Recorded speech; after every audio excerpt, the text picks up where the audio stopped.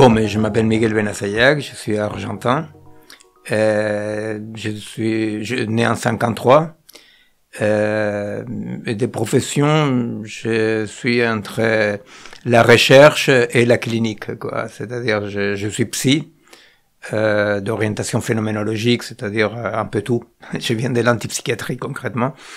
Et j'ai fait la recherche dans l'interface entre cerveau, culture, non, et monde digital.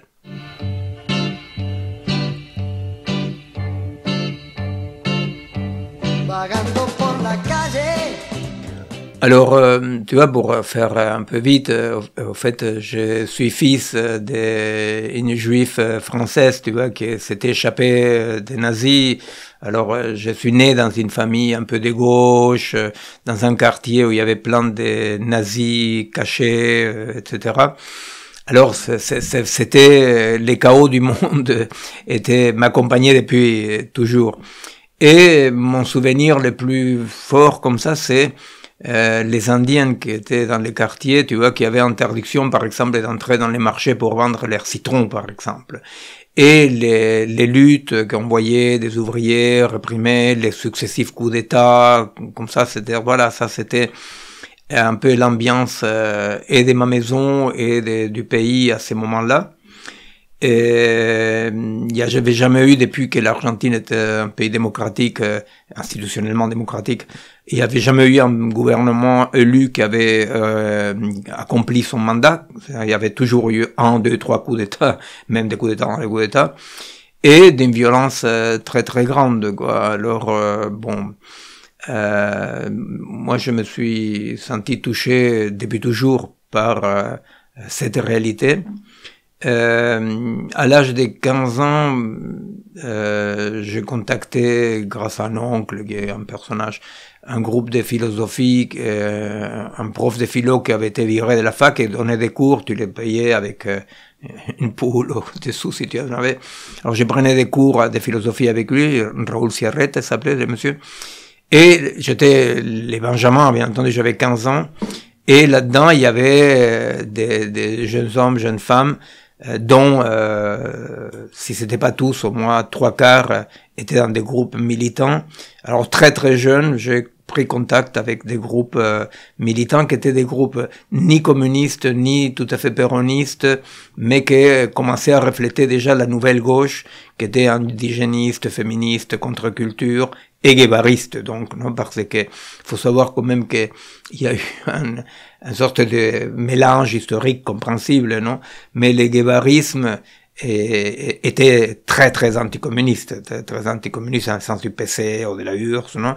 Alors à nous, autant dans les lycées, il y avait quelques jeunes qui appartenaient à la Fédération de la jeunesse communiste, autant nous, pas du tout, ça nous plaisait pas du tout ça. Et moi, à travers par ces biais-là, très très jeune, au fait, j'ai jamais milité dans le milieu estudiantil, ni en tant que lycéen, ni en tant qu'universitaire après, quand j'ai fait médecine. Voilà. Et alors, à partir des 15 ans, j'ai commencé à faire des petits trucs comme ça. La violence populaire, des révoltes populaires, les péronistes n'étaient pas contents parce qu'il n'y avait pas leur leader Perón qui avait donné un certain bien-être à la classe ouvrière et au peuple. Alors ils résistaient, ils mettaient des petites bombinettes, mais sans faire de terrorisme. Il n'y a pas eu de terrorisme, non. Le terrorisme n'était que des droites, non, en Argentine. Il y avait une violence de ce qu'on appelait la résistance péroniste, quand même. Et il y avait une grande montée les manifs d'insurrection violente, etc. En 69, donc j'étais pas bien vieux, quoi. J'étais encore dans ce groupe de philo, etc. Il y a eu une série d'insurrections dans tout le pays, avec des niveaux de violence assumés par les gens très forts. Donc, au cœur de cette insurrection presque permanente, partout, des groupes dont je faisais partie en tant que Benjamin maintenant, n'est-ce pas, s'organiser un peu plus, etc. Et c'est lié au premier groupe guévariste. Lecce avait proposé ça, hein, Lecce avait proposé de créer des groupes de guérilla au Uruguay, c'était déjà les Tupamaros, chez nous c'était l'embryon de l'RP, il y avait un autre FAL, il y avait les péronistes Montoneros, non? Tous ils naissent plus ou moins à cette époque-là, en accompagnant une montée des luttes populaires très très fortes. Et donc, c'est vrai qu'un jour, j'étais dans une réunion où, à partir de ce jour-là, je faisais partie d'un groupe armé. Mais c'était comme une sorte de devenir un peu comme ça, sans qu'il y ait une rupture. Et j'étais d'accord. Tu vois, je faisais partie de tous ces jeunes de Buenos Aires, je jouais la batterie dans un groupe rock, il y avait des hippies qui allaient vivre en communauté, il y avait l'autre, je sais pas quoi. Et il y avait ceux qui étaient proches de la lutte armée, alors il y avait ceux qui ne parlaient pas et la faisaient. Moi, je faisais partie de ceux qui ne parlaient pas et avaient commencé à la faire. Les guévarismes, tel comme je l'ai vécu, ce que j'ai essayé d'écrire dans un petit bouquin en hommage au guévarisme et pas à Ernesto, non? Les guévarismes, pour nous, c'était la liberté alternative contre le communisme, contre l'Union soviétique. Bon, la Chine, on savait même pas qu'est-ce que c'était ça. Mais c'était la liberté ici et maintenant. Le guévarisme, c'était les festivals rock, le féminisme, la contre-culture, l'indigénisme. C'était ne pas accepter les avant-gardes communistes. C'était pour nous, le communisme était d'une tristesse absolue. Non? Donc le guévarisme était ça. Le guévarisme, c'était, tu vois, par exemple, ce sont des choses qui peuvent sembler très très détails, mais sont des détails qui pour nous comptaient. Tu vois, la dispute entre Lecce et les ministres de la culture cubains, je sais pas quoi, dans lesquels il va défendre l'art surréaliste, tu vois, contre le réalisme soviétique. Bon, ça peut sembler être un détail, mais c'était quand même quelque chose. Il faut savoir que nous, on était des côtés, il y avait la révolution sexuelle, qu'on s'appelait, tu vois, c'est-à-dire, il y avait la pilule qui était arrivée, alors donc on faisait l'amour tranquillement, etc. Et en face de nous, on n'avait pas seulement les fachos, on avait aussi les staliniens, tu vois, avec une morale encore plus dure, comme ça. Alors, le guévarisme, c'était ça. C'est pas sûr que Lecce était tout ça. Lecce, il écrit à un moment donné, il écrit dans une révolution triomphante, on sera les premières victimes, chose qui lui est arrivée parce que nous considérons que Lecce était victime d'une soumission des fidèles à un diktat soviétique, effectivement. On peut revenir si vous voulez pourquoi est-ce qu'on est convaincu de ça. Mais c'est pas sûr que Lecce était tout ça. Martin, son frère avec lequel je vais partager la prison, qui était beaucoup plus jeune, oui, était déjà dans ça. Peut-être Lecce était un peu plus amidonné, non? Mais le guévarisme était ça. Par exemple, il y avait David Cooper, l'antipsychiatrie, que moi, en tant qu'étudiant de médecine, boum, j'étais là. Bon voilà, c'est-à-dire la revendication de la folie contre la normopathie.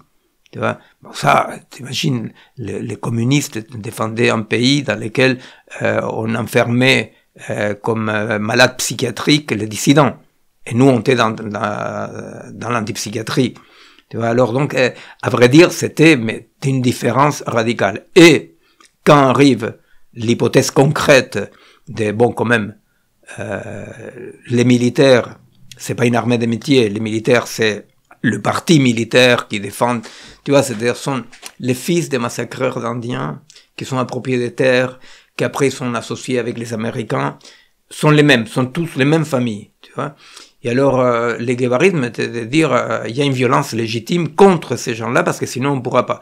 Quand c'est arrivé ça, effectivement, les communistes, comme toujours, ils ont fait le mauvais choix, de dire pas du tout, et nous, on a pris les armes.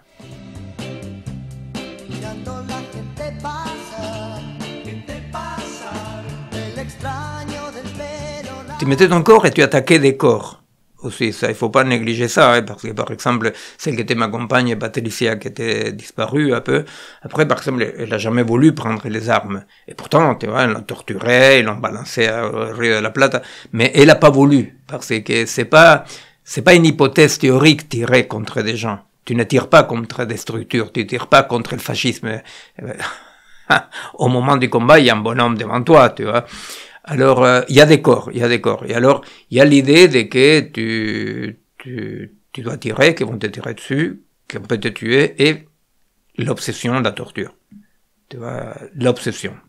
Tu vois, c'est-à-dire de dire, tu vois, si on pensait, nous, les combattants, si on pensait, les combattants et les combattantes, si on pensait à quelque chose plus qu'à si on mourrait pas, que par rapport à ça, il y avait un rapport un peu romantique, tu vois, c'est-à-dire comme ça.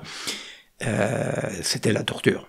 La torture, c'était parce que la torture, en plus, c'était pas seulement l'horreur concrète et imaginable, mais la torture, c'était ces moments dans lesquels tout à coup, tu pouvais passer de l'autre côté. Pas passer de l'autre côté dans le sens que tu devenais un canaille, mais que tout à coup, tu ne tenais plus.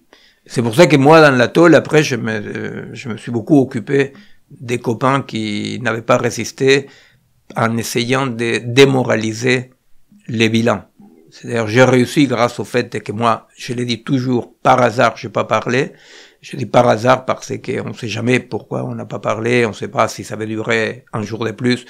Bon, mais je me suis valu de ça, et de, bon, un tout petit peu, mon rang militaire dans la guérilla pour, justement, mener une lutte très très forte pour démoraliser, dans le sens que ce soit pas moral, hein, la question de parler ou pas parler sous la torture, non.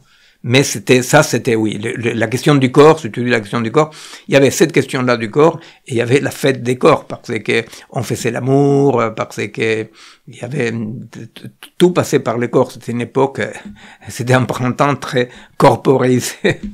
Les opérations, même pour quelqu'un comme moi qui était plutôt dans la partie militaire, étaient sporadiques.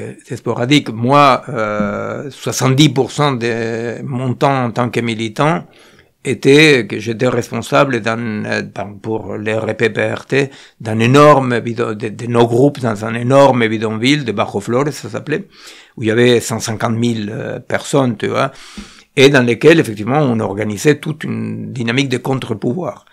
Et à cette époque-là, j'adhère absolument à l'idée du contre-pouvoir, non? Parce que c'est drôle, parce que quelque chose que j'ai dans un petit bouquin, j'ai parlé en critiquant mon commandant et ami Luis Matini, non, en disant vous ne saviez pas qu'est-ce qu'on faisait, non? Parce que pendant tout ce temps-là, nous, on organisait les gens, on faisait des écoles en autogestion, on faisait de l'alphabétisation dans lesquelles il y a eu une de deux bonnes sœurs qui sont disparues de françaises. Donc, il y avait toute une activité de contre-pouvoir qui, à une partie de nous, une minorité, c'est vrai, mais quand même existant, à nous disait, ce sont des expériences qui montrent comment la vie peut être différente. Et dès la direction, ils ignoraient absolument ça, considéraient que c'est une perte de temps. Et la preuve, c'était que il y avait des dirigeants des bases qui systématiquement étaient envoyés au combat parce que c'était le truc le plus valorisé. Quand au contraire, nous on disait non, ces dirigeants des bases, il faut les laisser à la base parce que ces dirigeants sont en train d'organiser le peuple. Et là, voilà. Alors le quotidien, comme moi je n'étais pas clandestin jusqu'à la fin, mon quotidien c'était j'allais à la fac, je travaillais et je faisais mes réunions, mes trucs, et de temps en temps, voilà, j'ai participé à des opérations plus ou moins grandes, plus ou moins petites. On travaillait on venait de renverser la dictature. Là, je parle de quand on venait de renverser la dictature. Et j'avais 20 ans. Et au fait, on créait des comités de quartier. Tu vois, des comités de quartier. On participait à la création des comités de quartier, dans lesquels il y avait des délégués, des voisins de différentes régions de cette sorte de bidonville immense, non? Et alors les gens ils disaient bon on aurait besoin de ci ou ça, et alors il y avait de façon très forte, à moi ça m'a surpris après coup, hein. Sur le coup j'étais tout à fait dans le bain, mais il y avait une idée très forte de autogestion, tu vois, c'est-à-dire à un moment on l'appelait pas comme ça, hein, on ne sait pas les mots, mais par exemple s'il fallait un dispensaire, on contactait par exemple à l'occasion moi et ma copine, non, mais des étudiants de médecine avancée qui pouvaient faire un dispensaire. Et alors là, on formait des infirmiers populaires, pour dire comme ça, tu vois, qui pouvaient garantir. On faisait de l'alphabétisation, on s'occupait des canalisations. Alors donc, c'était des comités des quartiers, je sais pas comment on les appelait, ça s'appelait des coordinadoras, ça s'appelait comme ça. Qui était, la vérité, c'était émergé à chaleur vraiment de luttes populaires. C'est pas nous, c'est pas quelqu'un de l'extérieur de ces quartiers de 150 000 personnes. C'était pas quelqu'un qui de l'extérieur avait apporté l'idée. C'est-à-dire vraiment, il y avait vraiment un phénomène très très intéressant. Je l'analysais après, n'est-ce pas, au moment où je vivais ça, un phénomène émergent comme ça des auto-organisations dans lesquelles tout bêtement, on dirait presque que la forme soviète, non, est comme une forme naturelle à partir d'un certain moment, un certain niveau de protagonisme populaire, tu vois. On dirait que ça semble évident, tu vois, ça semble évident que, voilà, à partir d'un certain moment où les gens se réveillent, les gens bougent, il y a comme une sorte de, oui, de forme style, entre guillemets, soviète, tu vois, que là, c'était les coordinateurs dans lesquels des délégués sont là. Il y avait même une préoccupation de parité. Il y avait plusieurs provinces représentées parce que c'était les pauvres qui venaient travailler à Buenos Aires, non? C'était un énorme bidonville. Le bidonville, il a des niveaux de pauvreté différents. Au centre, parfois, c'est plus pauvre, ou à l'inverse. Et après, il y a une sorte de décliné, bon, comme ça, avec des maisons en dur, pas en dur.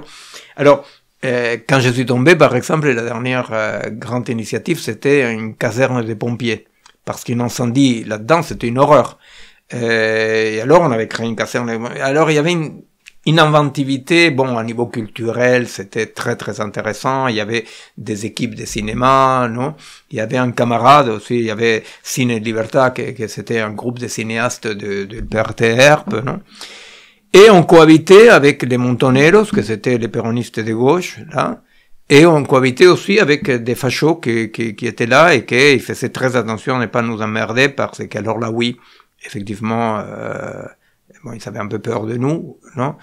Et la police, non, la police, rien. C'est-à-dire, la police est rentrée seulement s'il poursuivait quelqu'un en particulier.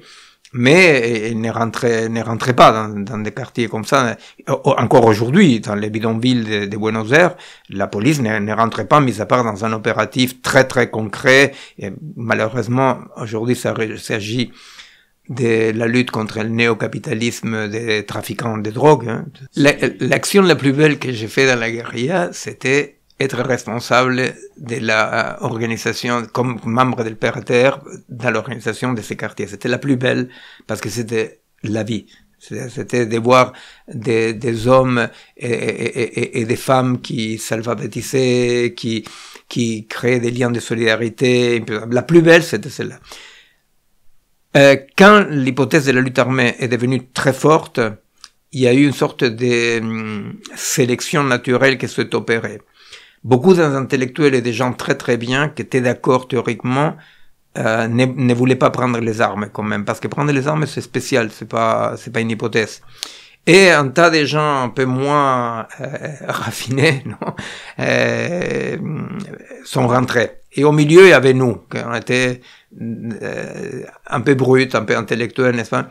Et il y a eu, quand la lutte armée est devenue plus prenante, il y a eu cette sorte de sélection dans laquelle on a perdu des gens qui auraient pu être plus critiques, et l'arrivée de pas mal de gens un peu aventuriers, non? Bon. Moi, je me considère, je m'évalue positivement, je dis que je suis au milieu, j'étais une brute, mais quand même un peu éclairée, voilà. Après, effectivement, les actions, toute action était fantastique, parce que toi, tu es né, tu vois, dans un pays dans lequel tu meurs de peur de la police et de l'armée. Et le premier jour que tu participes à désarmer un flic, par exemple, c'était l'action de base, tu vois. Tu arrivais, tu braquais un flic, tu lui piquais l'arme, je sais pas quoi, tu vois. De ça, ou la première fois que tu rentres dans un commissariat, tu vois, tu rentres, je veux dire, les armes là, non. Tu peux pas les croire, parce que tout à coup, tu as vécu avec peur et tu te rends compte que voilà, que quand tu agis, tu n'as plus peur. Tu vois, il y a quelque chose. Et après, il y a eu des actions, bon, il y a eu des casernes attaquées dans lesquelles ça fonctionnait toujours plus ou moins bien. Il y a eu une ou deux qui ont fonctionné parfaitement, d'autres pas très bien. Et une ribambelle des banques braquées. À l'époque où moi j'étais dehors, c'était l'époque encore dans laquelle on avait un grand appui populaire. Alors tu rentrais dans une banque pour braquer la banque et il y avait une sorte de fête. Tu vois, c'est-à-dire il n'y a jamais eu de morts, des trucs comme ça dans cette type d'action. Et il y avait des actions que moi j'aimais beaucoup parce que comme j'étais dans ce travail de base, qui était on piquait des camions de bouffe, de viande, de lait. Et on arrivait dans les bidonvilles et on disait récupération populaire, je sais pas quoi. C'est que j'aimais les moins parce que j'étais critique et parce qu'en plus, par nature, c'est pas mon truc, mais bon, politiquement, j'étais pas d'accord. C'est qu'à partir d'un certain moment, et en suivant des idées, le commandant de l'époque, Santucho, il avait une obsession qui était de lancer la guérilla dans les maquis de Tucumán, dans un maquis très très serré. Or nous, jusque-là, on accompagnait les luttes avec 1, 2, 3 pas en avant, mais on accompagnait les luttes. Mettre quand même des combattants et des combattantes très très expérimentés avec des Indiens de la zone qui étaient incorporés, non? Les mettre dans les maquis, c'était une erreur dogmatique totale, non? Qui a créé une sorte de... C'est le truc à moi me fait le plus mal au cœur quand je pense, le plus la douleur, je veux dire. C'est parce que le problème, c'est que il y avait les maquis et tout autour, il y avait toute la population indienne, non, qui travaillait dans la sucre, la canne à sucre, qui appuyait. Et alors donc les jeunes montaient, ils revenaient, et alors la répression était féroce. Tout autour, tu vois, tous ces jeunes Indiens ont été massacrés, torturés, tu vois, c'était une horreur, parce que, bon voilà, c'est-à-dire, c'était l'idée que on a raison, et si on a raison, je sais pas quoi, et c'était aller 3, 4 pas en avant par rapport à la lutte populaire. C'est vrai que Tucumán, c'est une région de grandes luttes syndicales, très radicales, mais là, c'était un pas en avant terrible. Et c'était l'obsession de Santucho, qui avait beaucoup d'obsessions qui ont coûté beaucoup de vies. Je respecte sa mémoire, mais je pense que malheureusement il avait trop d'idées, quoi. Il avait trop d'idées. Heureusement, avec celui qui était mon ami, son numéro 2, celui qui est devenu commandant après, on a pu faire ces bouquins dans lesquels je lui ai dit, mais vous ne saviez pas qui on était. Vous étiez dans votre bureau politique, en train de donner des indications, vous ne saviez pas qui on était, non? Et là, il y a eu des choses graves, non? Parce que, tu vois, c'est-à-dire, juste un certain, quand tu as, ça s'appelait pas comme ça des cellules, mais mettons des cellules, tu vois. 2, 3 cellules se réunissent, alors il y a un commandant opérationnel, tu vois. Alors tu dis, on va attaquer tel commissariat parce que dans tel commissariat, ils ont torturé quelqu'un. On va attaquer, on va faire telle action parce que... Jusque-là, grosso modo, tu vois, tu maîtrises ce qui est en train de se passer. Mais par exemple, quand, en pleine répression, quand le peuple déjà s'était un peu retiré, je sais pas quoi, Santucho essaye de suppléer à la lutte populaire, la lutte militaire révolutionnaire, et alors il lance une attaque suicidaire sur une garnison, Montechingolo, avec des centaines de camarades, à côté d'un bidonville. Les commandants qui devaient commander ça étaient tombés, et alors Santucho il dit, Pedro ne parle pas. Chose qui est vraiment, pourquoi Pedro ne parle pas? Pedro est là encore, je pense que le commandant Pedro n'a pas parlé, et je garde beaucoup d'affection pour les personnages, mais ils l'ont démoli. Alors je ne sais pas s'il a parlé ou pas, mais dans tous les cas il y avait un infiltré que lui, oui, savait qu'est-ce qu'on allait faire. Et Santucho, donc, c'est ce décollage, qui est un décollage dans lequel la violence est légitime tant qu'elle accompagne un certain niveau de ras-le-bol, etc.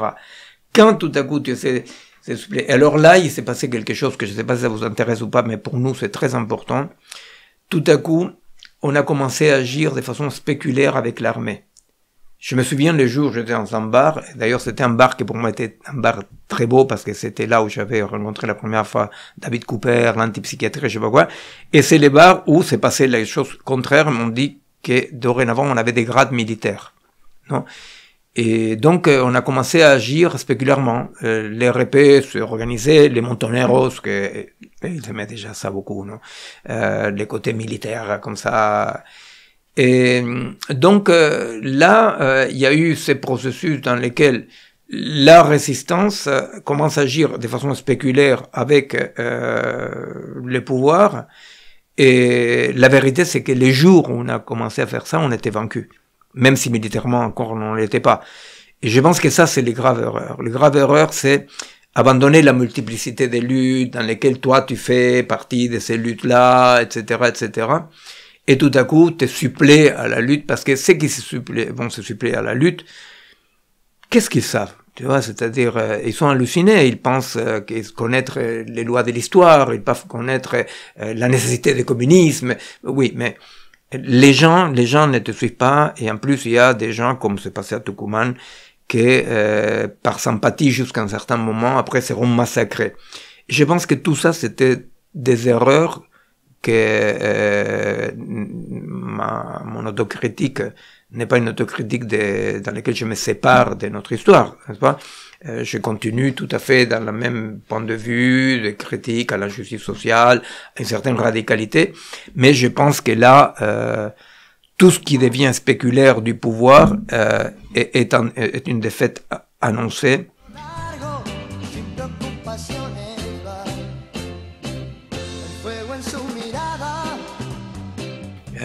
Il y avait beaucoup des gens qui étaient plutôt un peu aventuriers, tu vois, qui rentraient dans les répés, comme ça, et pour lesquels, tu vois, par exemple, la violence c'était un truc plus quotidien, non? Et la perte des intellectuels, des syndicalistes, des artistes, qui, quand la violence structurée devenait un peu trop forte, se sentait plus d'aller dans des actions comme ça. Voilà, des actions qui sont des actions militaires et que c'était quand même très fréquentes. Hein. Et bon, à ces moments-là, effectivement, je parle d'un camarade qui s'appelle Daniel Open, mais son nom de guerre était Ariel. Daniel, lui, était un intellectuel brillantissime qui accompagnait le développement de la guérilla. Bon, il était dans les RP. Après, bon, il y avait des petites divisions internes, peu importe. Mais j'ai bien connu Daniel. Et au fait, Ariel, en combat, il se sentait pas bien. C'est-à-dire, il se sentait pas. Il était inhibé dans les combats, il pouvait pas aller au combat. Ça n'empêche, plus tard, pendant la dictature, il était pris prisonnier, non? Pas dans une action parce que bon, il était au quartier général de la police de Buenos Aires, et bon, on l'a torturé, etc. Et un jour, il vient chercher un jeune tout jeune, qui luttait pour les billets de bus estudiantiles, tu vois, un truc comme ça, une revendication tout à fait petite. Ils sont massacrés un tas de jeunes pour ça. Ça s'appelle La Noche de los Lápices, voilà. Il y a un film là-dessus. Et il vient chercher les jeunes pour les tuer, non? Et il y avait cette truc de barbarie, comme ça, il tuait, il pouvait pas te tuer, tu vois, et Ariel, il voit les jeunes qui se mettent à pleurer, il dit, amenez-moi, non? Ils l'ont amené. Et donc, pour nous, c'était quelque chose qu'il fallait se rendre compte, non? Que le courage, c'est pas le courage juste de la violence, comme ça. Le courage, voilà, c'était comme Ariel, Daniel, que, voilà, il a pu braver la mort, il a pu faire ça, un acte de solidarité, mais immense. Donc, ça aussi parce que... Pour bien comprendre, quand tu dis amenez-moi, c'est qu'il a pris sa place, c'est ça? Il a pris sa place, ils l'ont tué lui.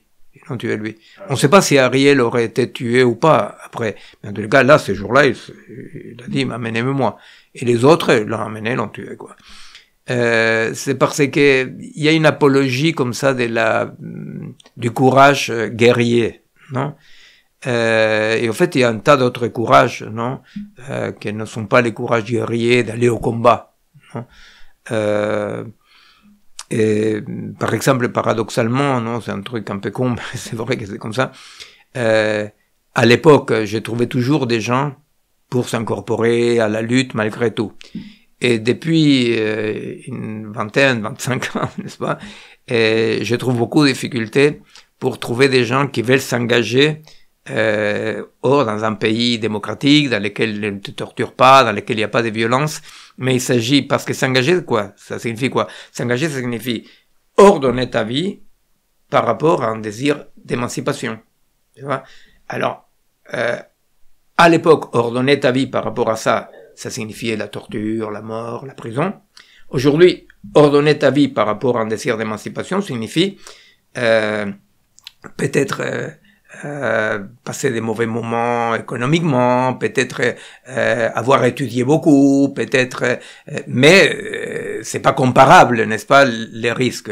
Et pourtant, dans notre époque, j'ai beaucoup plus de mal à contacter des gens, à trouver des gens qui veulent s'engager. S'engager, je répète, ça veut dire ordonner ta vie par rapport à autre objectif que ne soit pas ton objectif individuel. Eh bien, il n'y a pas de menaces spectaculaires, mais on trouve personne presque, non?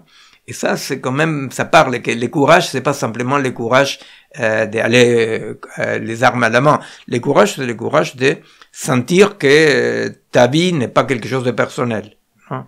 Et il paraît qu'aujourd'hui, il y a moins de courage, même que la menace, elle est moins spectaculaire, non?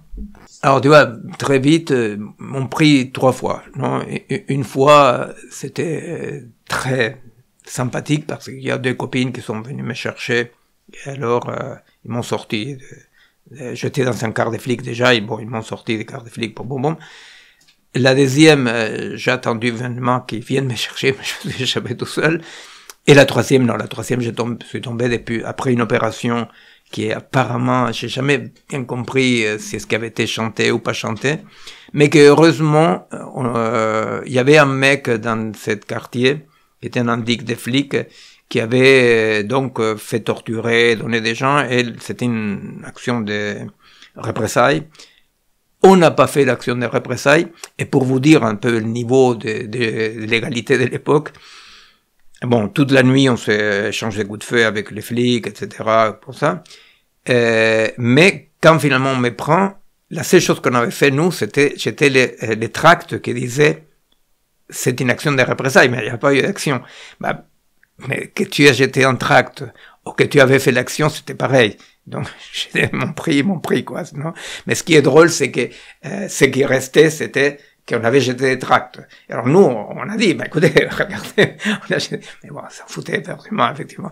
Mais bon, la question c'est que, bon, voilà, ils me prennent après cette action parce qu'il y a eu des camarades qui n'ont pas ne pas parler, disons, non, je comprends parfaitement. Et alors il me prend moi avec une copine qui était mon numéro 2, que c'était quelqu'un qui venait de notre service d'intelligence mais qui avait été brûlé, alors elle est passée dans un service, dans un groupe, dans une équipe armée, combattant, et son fils qui avait 1 an.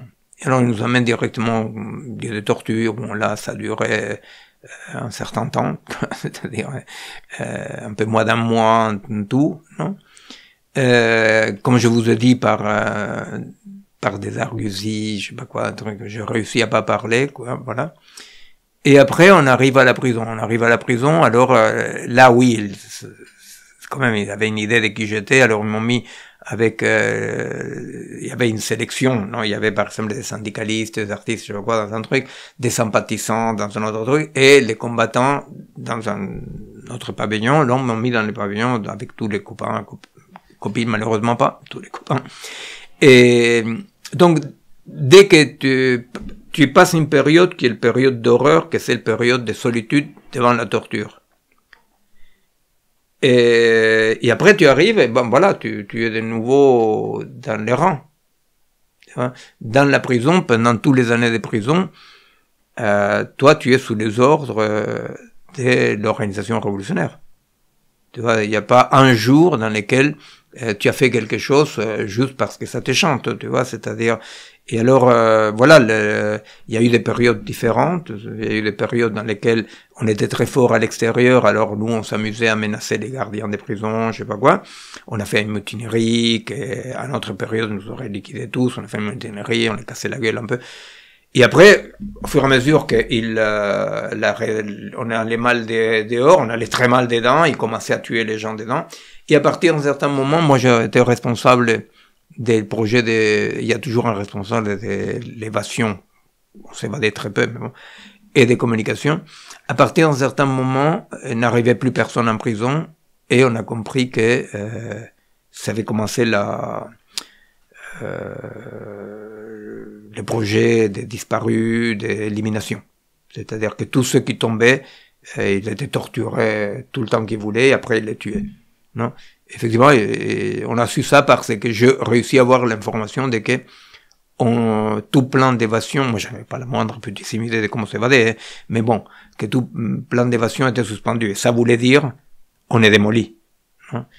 Et bon, la vie en prison était intéressante. Moi, ça m'a beaucoup appris. Moi, surtout, ça m'a appris cette idée de que la vie, c'est ce qui se passe au présent et non pas après. Alors, on a dû organiser la vie des camarades par rapport à la vie en prison, en disant, si on sortira pas, il faut l'oublier, il faut s'organiser ici. Et c'était une expérience très forte, très intéressante, et pour moi, hautement positive. Non, j'ai eu peur souvent parce que la grande peur, c'est que tu sors à nouveau te torturer, etc. Par chance, ils m'ont pas retorturé. Et au bout d'un moment, quelques années, 4 ans plus tard, ils avaient, bon, vous savez, les Français entraînaient les tortionnaires argentins et vendaient des armes à la dictature. Et pour cacher tout ça, un ex-ministre de Pétain, Papon, qui était ministre de Giscard, vient à l'Argentine. Il dit, libérez les dénonceurs, nous on est pour le droit de l'homme. Ils ont dit, taisez-vous. Ils ont trouvé dans la prison 4 franco-argentins avec un seul vrai français. Et bon voilà, alors ils m'ont amené dans un avion argentin avec les autres 3 à Paris. Et c'est comme ça que je suis arrivé à Paris. Et là, la première réaction, c'était la première fois que je me suis permis de déprimer énormément parce que c'était pas le projet. C'était pas que je me trouve à Paris, non, et que les autres restaient là-bas, quoi. Bah, c'est-à-dire, c'est sûr que c'est beaucoup plus simple d'être libre en prison qu'en dehors. Parce que être libre signifie agir par rapport aux défis situationnels. C'est-à-dire, ne pas te laisser écraser, réagir, être dans une sorte d'éveil, non? Alors en prison, la chose était claire. Il fallait être solidaire, il fallait pas obéir. En dehors de la prison, ça devient plus complexe que c'est d'être libre. Est-ce qu'être libre signifie quoi? Qu'est-ce qu'il faut faire? C'est-à-dire être solidaire avec qui? Tu comprends? Alors, paradoxalement, c'est vrai que si la liberté, ce n'est pas un état, mais sont des actes, ces actes-là, en prison, sont très clairs. Tu vois, c'est très clair qu'est-ce qu'il faut faire pour être libre et ne pas être écrasé par les systèmes. Dehors, ça continue, même pour moi encore, ça continue pas évident de savoir comment ordonner ma vie par rapport à ça, n'est-ce pas, sans dévier par rapport à des petits intérêts individuels, des petites conneries, des petits feignantismes, n'est-ce pas. C'est moins clair, c'est moins clair. C'est-à-dire que être libre en dehors de la prison exige que toi tu vois où sont les murs et les matons, n'est-ce pas? En tant que dans la prison tu les vois très clairement, quoi. Il y avait deux positions grosso modo, ceux pour lesquels la vie était dehors, non, et ceux pour lesquels la vie était dedans. Et c'est drôle parce que moi les dehors n'existaient pas. C'est-à-dire, moi, je ne pensais jamais ni à ma famille, ni à rien de dehors. Toute ma préoccupation était dedans. La vie s'est passée dedans, non? Et il y avait ceux qui pensaient que la vie s'est passée dehors. Et ils souffraient beaucoup. Ils souffraient beaucoup parce qu'effectivement, voilà, c'est comme n'importe qui pense que la vie est ailleurs. Et la blague, c'est qu'en soi-disant liberté, dans tous les cas en dehors de la prison, la plupart des gens pensent que la vie est demain, ailleurs, à la plage, non. Mais il y a trop peu de gens qui pensent que la vie c'est ça et qu'il faut vivre cette vie-là, non, ce présent-là, non. Je raconte une petite anecdote, après vous la coupez si vous voulez. C'est un mec qui s'appelle José Luis, qui est vivant toujours, qui toujours il faisait tête de cul, tu vois. Il était déprimé, tu vois. Et un jour, je l'ai pris comme ça, parce que c'était difficile de se voir comme ça. Je le prends dans un coin, je l'écoute, je te dis un truc. Toi, tu trouves rien intéressant ici. Tu imagines, dans nos pavillons, il y avait les doyens de la faculté de physique, qui était un physicien nucléaire, qui nous expliquait la physique nucléaire, soit en direct, soit par morse, tu vois. Il y avait un ami, Piturro, qui était un comédien qui expliquait la théorie du théâtre, il y avait une vie comme ça. Rien ne te plaît ici, non, tout est une merde. Je vais te dire un truc, je vais faire une prophétie. Si tu sors vivant, chose que je te souhaite, en dehors, tu seras triste aussi. Bon, José Luis, heureusement, il est sorti vivant. Il est tout le temps triste et déprimé. Il ne trouve pas... Okay. Alors, la question, c'est ça un tout petit peu, non? C'est-à-dire, la vie se passe là où tu es. Non, il faut assumer. Quand on arrive, moi et quelques-uns d'autres en France, et on se met ensemble après ce type d'action, il y a eu une dernière grande action que mon ami Matini avait menée, qui avait failli avoir la peau de Videla et de ses ministres dans un attentat, et comme l'attentat a failli, ils disent bon, c'est fini parce que il y avait cette conscience qu'il y avait une sorte de protagonisme détaché des masses. Bon. À ce moment-là, moi, avec quelques-uns d'autres, on a l'intuition de que c'était une intuition heureuse, de qu'il y avait une époque qui était finie, n'est-ce pas? Qu'il y avait une époque qui était finie, qu'il y avait quelque chose qui ne fonctionnait plus comme ça, et que donc la première hypothèse qu'on a lancée pour dire comme ça, que c'était notre première trouvaille, c'était de dire il faut comprendre que le pouvoir c'est le lieu de l'impuissance. C'est-à-dire que la prise de pouvoir, l'idée d'organiser tout par rapport à la prise de pouvoir avec une avant-garde, etc., est une hypothèse finie. Elle a connu une époque etc., mais elle est finie. Et alors on a lancé notre première grande hypothèse de collectif, on a créé le collectif malgré tout. La première grande hypothèse, c'était la séparation entre politique et gestion. Et on a dit, ce qu'on appelle les pouvoirs, ce sont des institutions de gestion.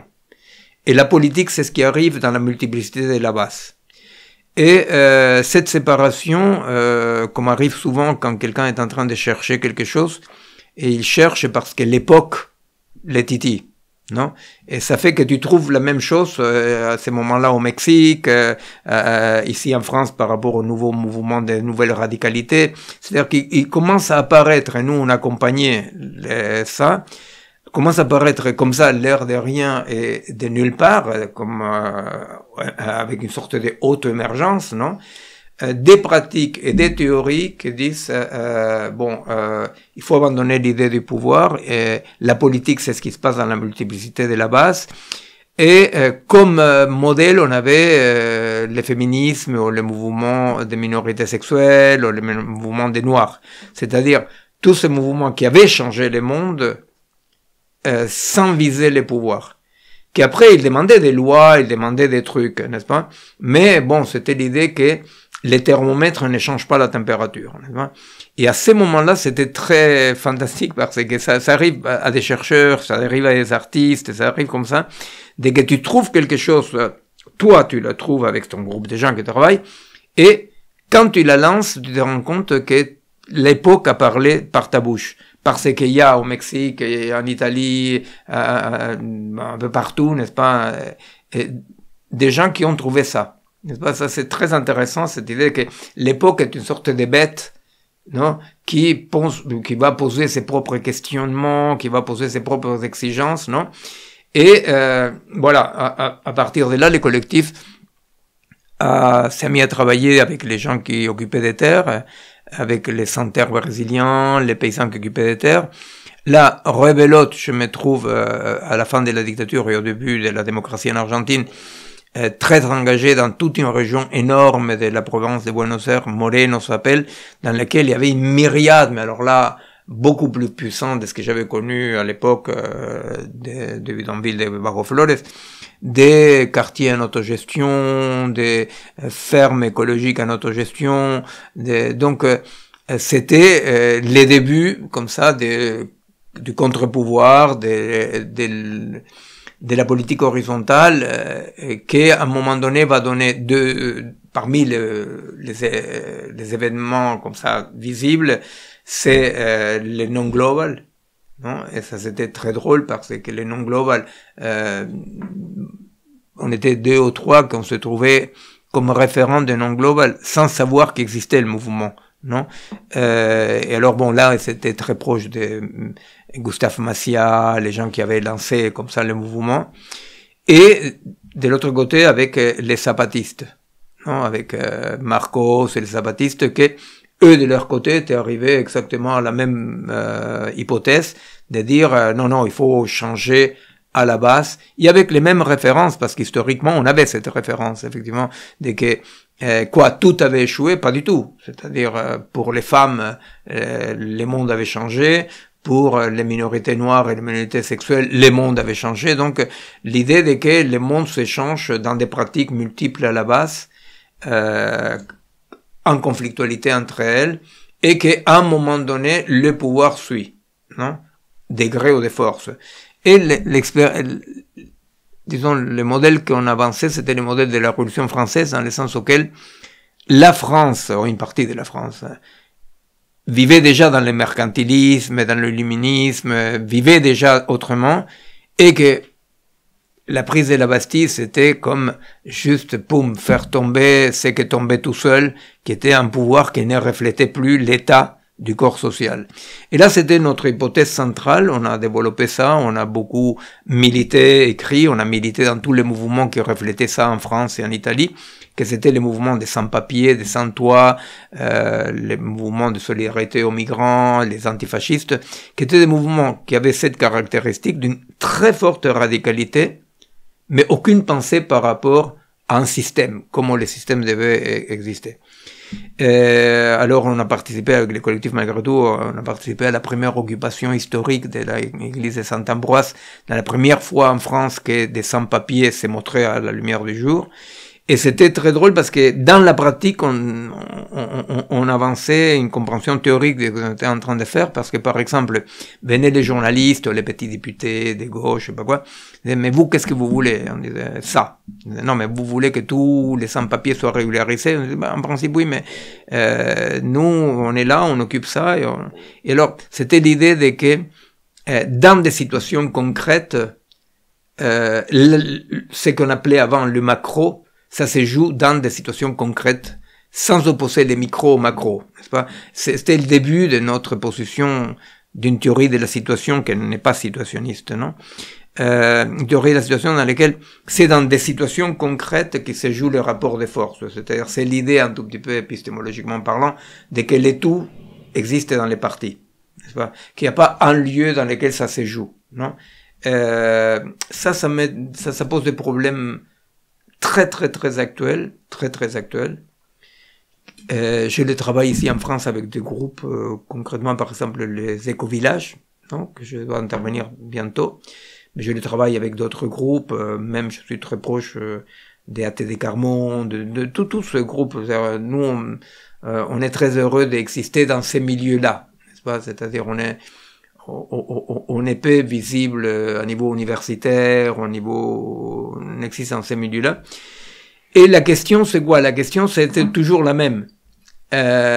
Ok, il existe une domination qu'on appellerait globale, qui se manifeste dans chaque situation, effectivement, sous des modes différents. Mais quel est le rapport entre les expériences concrètes situationnelles et la possibilité d'arrêter la destruction, voire commencer à renverser la vapeur? Et la réponse est qu'il n'y a pas un rapport direct. La réponse est qu'il n'y a pas un rapport direct. La réponse est que les expériences d'autonomie, d'autogestion, etc., sont des expériences de comment on peut vivre autrement. n'est-ce pas, de qu'est-ce qui est possible réellement, en partant de la base que tout ce qui existe est infiniment plus puissant qu'une idée, n'est-ce pas, aussi belle soit l'idée. Mais l'idée de dire, mais parce que peut-être c'est un peu bordélique, mais je dois dire que aussi là on a compris aussi quelque chose qu'on ne savait pas, nous. On a compris les problèmes écologiques, les problèmes des désastres, des collapses, n'est-ce pas? C'est-à-dire que la justice sociale ne pouvait pas être produire pour que tout le monde ait des objets, par exemple, n'est-ce pas? On a compris ça, on a compris que le monde avait changé, non? Qu'on avait, vous savez, comme on dit, il dit, on est passé des mondes finis à l'univers infini. Eh bien, on dit, mais maintenant, on est revenu à un monde avec des limites, non? Et la justice sociale ne peut pas être telle comme la gauche l'a pensé, de développer les forces productives pour après changer les rapports de production et que tout le monde puisse consommer. On a dit non, effectivement, là, il s'agit d'un modèle de vie, un modèle de désir et autrement, tout bêtement parce que matériellement, objectivement, l'idée de tout pour tout le monde est une chimère impossible et destructive. Alors nous, on s'est mis à penser ce type de choses. Alors là-dedans, effectivement, on s'est dit, c'est dans des expériences concrètes qu'il faut explorer les possibilités d'une nouvelle façon de vivre, une façon alternative, n'est-ce pas? Là, il arrive la technologie. Comme moi, j'ai travaillé beaucoup en neurophysiologie, je me mets à travailler là-dedans, c'est-à-dire, sont des, je vais pas être trop bordélique, mais ce que je veux dire, sont comme des couches de complexité qui sont arrivées petit à petit, n'est-ce pas? On avait abandonné très précocement, on avait abandonné l'idée simpliste et linéaire de la révolution communiste qui change tout, etc., pour se centrer dans des radicalités très concrètes et très pratiques. Hein. On était parmi, vous connaissez pas, mais on était parmi les scalp réflexes, la création des premiers groupes antifascistes, n'est-ce pas, à l'époque des skinheads. On était donc les premiers parmi les groupes de solidarité avec les sans-papiers. On était parmi les sans-toit avec le DAL. Je militais très longtemps avec tous les non-vox, par exemple, et les collectifs. Donc, l'hypothèse, la première chose qui va apparaître, c'est ces changements de qu'est-ce que c'est une politique de radicalité et de changement. Ces expériences multiples qui ne visent pas à une promesse, etc. Ok, très bien. Et après, là-dessus, va arriver une sorte de connaissance des problèmes écologiques majeurs, n'est-ce pas? Là-dessus va apparaître, et comme troisième couche, les développements comme ça massifs, rapidissimes de la transformation du monde par la technologie, qui crée un nouveau monde, effectivement, crée un nouveau monde et nous modifie. C'est parmi les travaux que j'ai fait, c'est les modifications concrètes de chacun de nous. C'est pas que le monde ait changé. Nous, on est les humains, les vivants, est en train de changer. Sont comme des couches successives que nous avons assumées, toujours en restant dans cette ligne qui nous semblait à l'épreuve de la réalité bonne, non? Qui est l'idée des changements concrets multiples dans lesquels le rapport des forces, c'est pas quelque chose, parce que faut voir par exemple les copains, les copines, tu vois, quand tu penses en Amérique latine, quand tu penses l'horreur comme ça, la pauvreté, non, ils disent très bien, on développe un quartier en autogestion, c'est très bien ce que vous faites, mais et les fonds monétaires, ou l'armée américaine, n'est-ce pas? C'est très facile de tomber dans cette pensée-là, de dire putain de merde, mais très bien, on fait quelque chose de très beau, de très puissant, mais les fonds. Et alors, nous, on dit, tu vois, les fonds monétaires, la puissance de l'armée américaine, elle existe sous des formes différentes dans chaque situation. Tu vois, c'est un piège de unifier les luttes pour arriver à la lutte du bien contre le mal. Tu vois. Et alors, nous, on est, voilà, absolument convaincus de cette multiplicité dans laquelle, effectivement, on voit le monstre qu'on a en face. On voit les armées du génocide à Gaza, on voit les armées d'autres génocides dont on parle beaucoup moins en Afrique, n'est-ce pas? On voit tout ça. Mais on se dit, il faut quand même pas tomber dans la tentation d'un raccourci. Il n'y a pas de raccourci. Il faut les nouveaux mondes possibles. C'est pas des mondes possibles, ce sont les possibles dans les seuls mondes qui existent, non? Et ça, on est convaincu de ça. Et moi, je disais, effectivement, quand on parle avec, là, par exemple, les amis des Éco-Village, je nomme ça parce que c'est ces jours-ci que je dois les rencontrer, non? Je les connais pas très bien, mais par exemple, je participe avec l'habitat participatif, tout ce type d'initiatives, j'ai la joie vraiment de pouvoir échanger et donc voir à l'épreuve de la réalité des gens qui font des choses, qu'est-ce qui se passe. Et alors, l'idée, c'est, si je dois donner une idée comme ça de comment je vois la chose, comment nous voyons la chose dans les collectifs, en Argentine, avec les amis, l'idée, c'est que toutes ces expériences-là, quand ils arrivent à un certain niveau, c'est ce qu'on a développé dans un bouquin qui s'appelle Contre-offensive. On a développé ça après 3 ans de palabrer avec les comités, les commissions indiennes, avec, etc. On a dit, mais qu'est-ce qu'on pense aujourd'hui? On a publié 3-4 bouquins, dont celui qui est sorti en France, c'est Contre-offensive. Bon. Alors on dit, qu'est-ce qu'on pense là? Qu'est-ce qu'on pense? Nous, on pense que les expériences alternatives, multiples, etc., bon, à partir d'un certain moment, commencent à déranger le système, il essaie d'être écrasé. Ou, comme c'est Notre-Dame-des-Landes, réussissent à gagner, n'est-ce pas? Mais est-ce que ça peut, ne serait-ce que freiner la destruction? Et notre réponse est que non. Notre réponse est que ce qui pourra peut-être commencer à freiner la destruction, ce sont les contradictions internes au monstre, pour dire comme ça. N'est-ce pas? C'est un peu con parler comme ça, mais bon, au monstre, dans le sens de la destruction, quoi. Nous pensons que cette résistance et création sont fondamentales.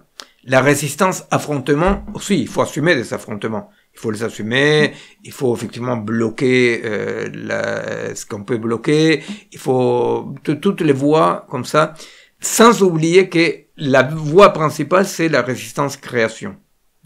Parce que l'affrontement est très enthousiasmant et ça nous fait prendre des raccourcis un peu pas bons. Bon, il faut assumer tout ça. Mais par rapport à la monstruosité des engrenages qu'aujourd'hui est en train de détruire le monde, nous croyons que si, c'est pas un mot qui me plaît, mais si un espoir il y a, c'est que dans leur propre incompatibilité, dans leur propre non-viabilité, c'est-à-dire que les mondes qu'ils sont en train de faire est non viable. Il y aura des fissures et des cassures entre eux. C'est-à-dire que je pense que nous ne pourrons pas freiner la destruction en revenant à un remake de la volonté. Que nous devons créer les mondes et les réalités nouvelles ici et maintenant.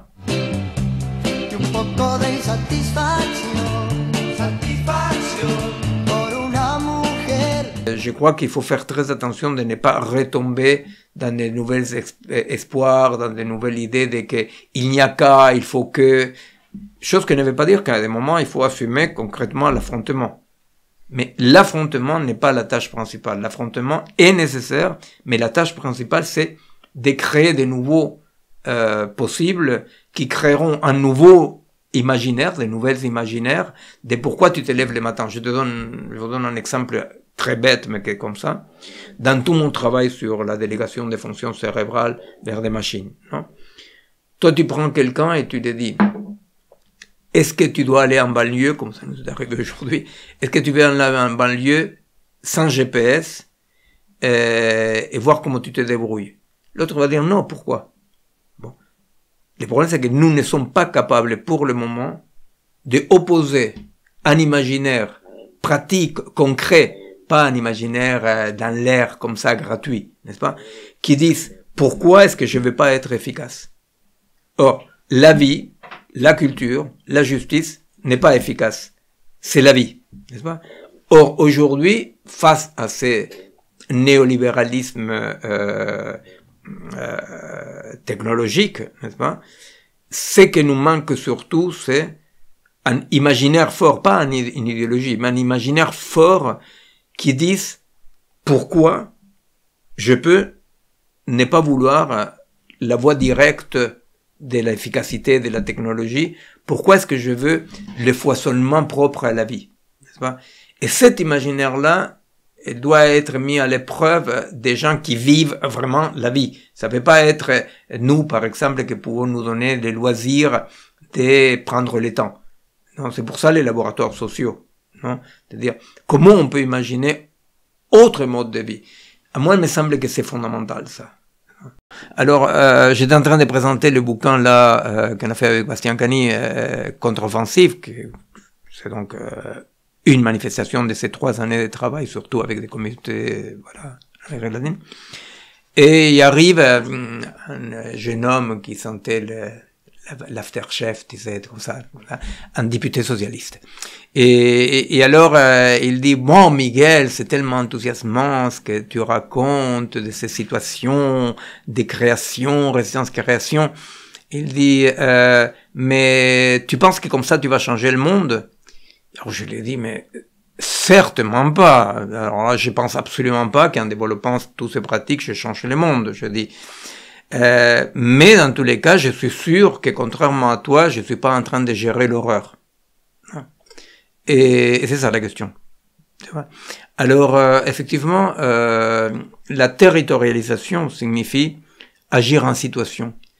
Et ça, c'est mon obsession que je parlais avant par rapport aux opérations militaires de la résistance, non? C'est-à-dire avoir tous les éléments en main, que personne te dise ex nihilo qu'est-ce que tu dois faire, tu vois? Que tu comprennes les asymétries, tu les comprends là, non? Par exemple, les jeunes là de Belleville qui sont finis là à la Gaîté Lyrique, c'est des jeunes là du collectif qui sont devenus amis avec des jeunes qui dormaient à Belleville, dans le parc de Belleville, qui ont occupé les premières choses. Bon. Pourquoi? Pour une idée, pour un programme politique? Non.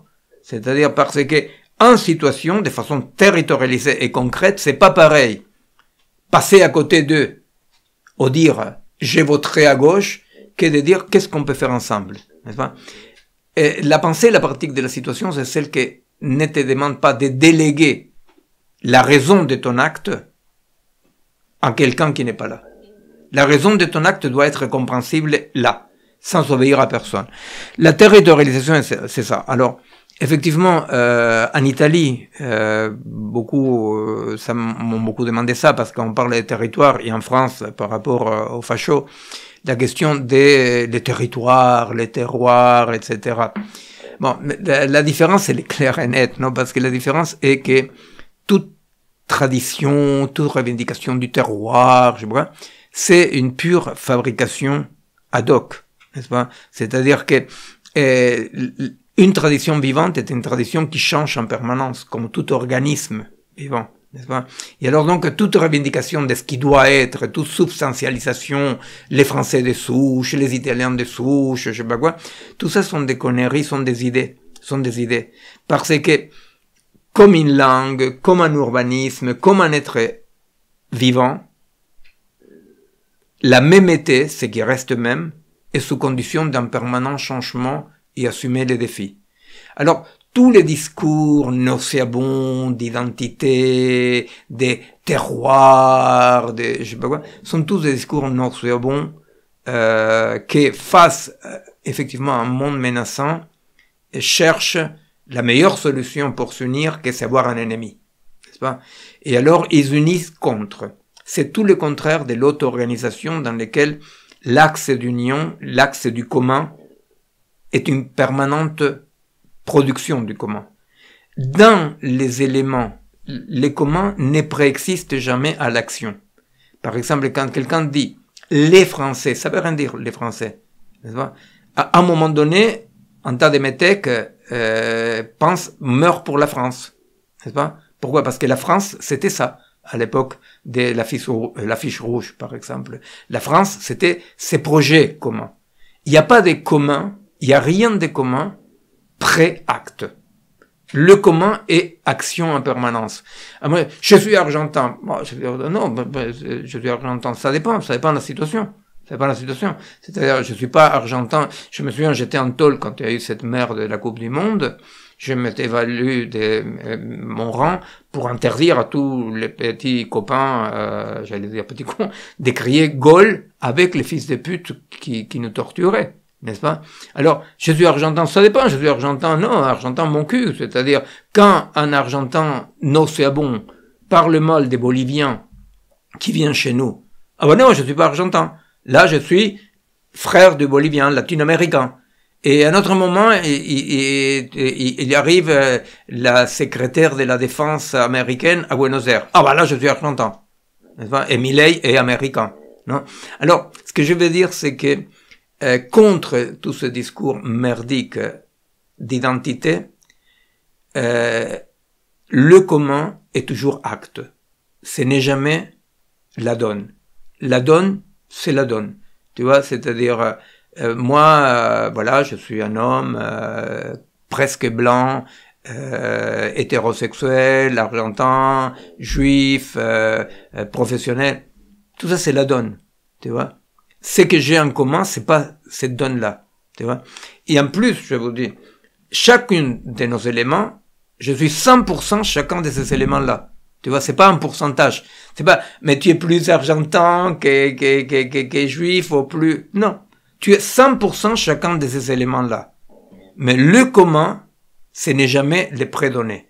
C'est pour ça aussi que par rapport à certains copains et copines qu'on aime beaucoup, toute décolonisation n'a rien à voir avec une essentialisation du colonisé. Dans un monde si menaçant, l'existence apparaît comme trop trouble. Non? Et ça, je vous l'ai dit en tant que vieux, non? C'est-à-dire, moi, j'ai des enfants petits, mais des petits-enfants, voilà.